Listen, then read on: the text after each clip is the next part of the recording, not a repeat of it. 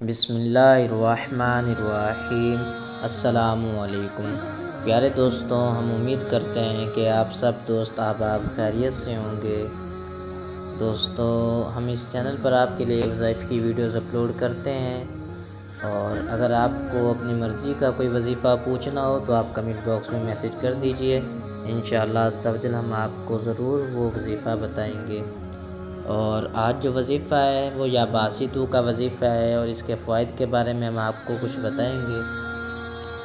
دوستوں، یا باسطو، اس کو 3 طریقے سے پڑھا جائے تو 3 مختلف فوائد حاصل ہوں گے۔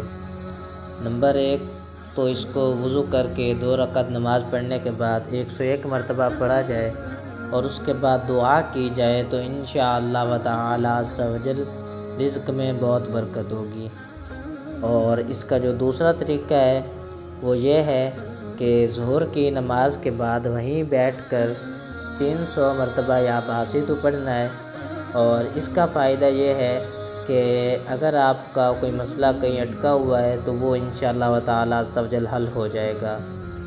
اور جو تیسرا طریقہ ہے اس کے لیے آپ کو باوضو ہو کر 125 مرتبہ یہ پڑھنا ہوگا، اور اس کے بعد آپ جو بھی جائز دعا کریں گے وہ ضرور پوری ہوگی، بشرطے کہ آپ نماز کے پابند ہوں۔